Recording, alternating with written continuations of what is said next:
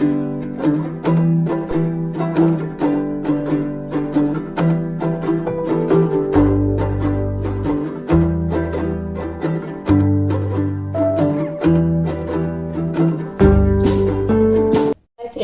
स्वागत आहे आपल्या सर्वांचं माझ्या आई स्पेशल किचन मध्ये।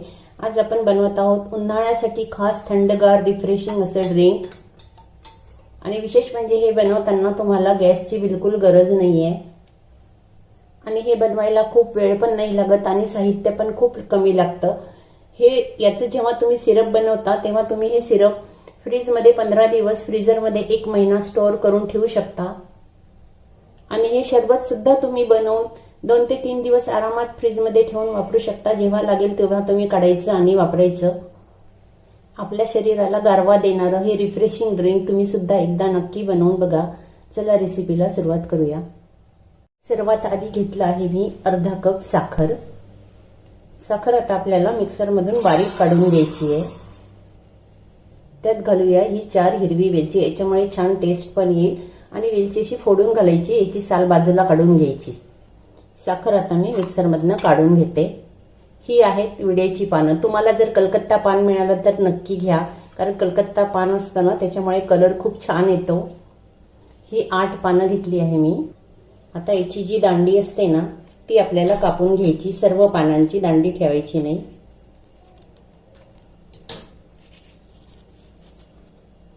ही स्वच्छ धुवून घ्यायची आधी। या पानांचे आता आपण तुकडे करून घेऊया, छोटे छोटे पीस, छोटे मोठे कशाही करा, कारण आता हे आपल्याला नंतर मिक्सर मधनं काढायचेच आहेत।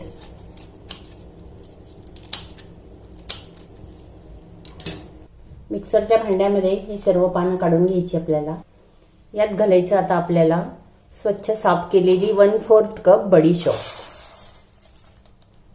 बघू शकाल आपण, हा 1/4 आहे। 1/3 कप गुलकंद घालायचं। यात घालते मी हे थोडेसे बर्फाचे क्यूब्स।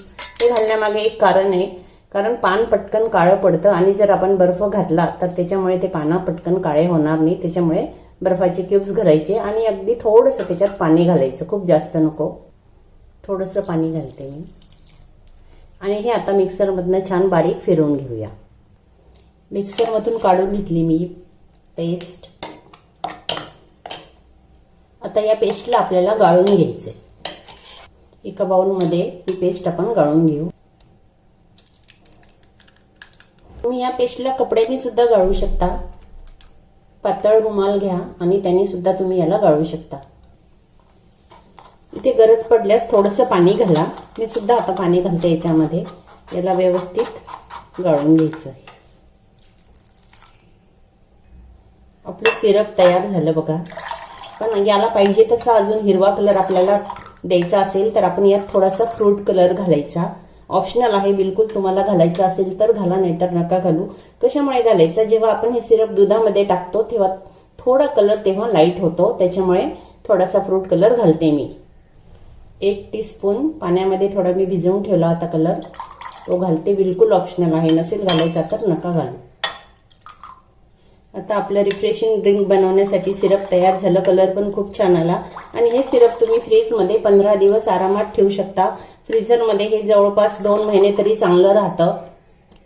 सिरप मध्ये आता आपण घालूया ही आपली साखर बारीक करून ठेवलेली वेलची टाकून, आणि हे छान आता व्यवस्थित मिक्स करून घ्यायचं।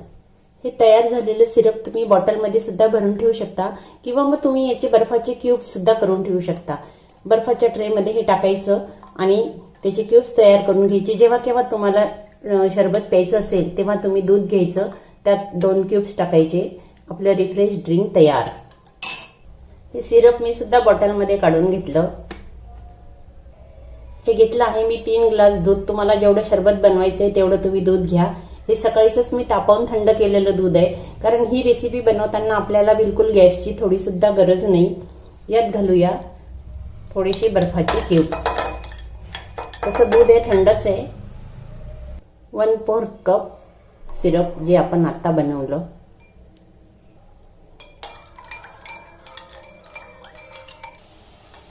याला हलवून घ्यायचं व्यवस्थित। कलर बघा तुम्ही किती सुंदर आला।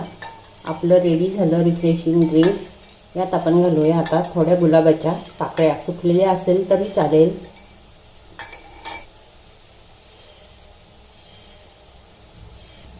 याला आता सर्व करायचं.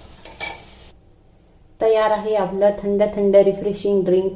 तुम्ही सुद्धा नक्की ट्राय करा, सर्वांना आवडेल. आणि आता उन्हाळा सुरू झालेलाच आहे, गॅस जवळ जायचं काम नाही, फक्त दूध तापवून थंड करायला ठेवून द्यायचं.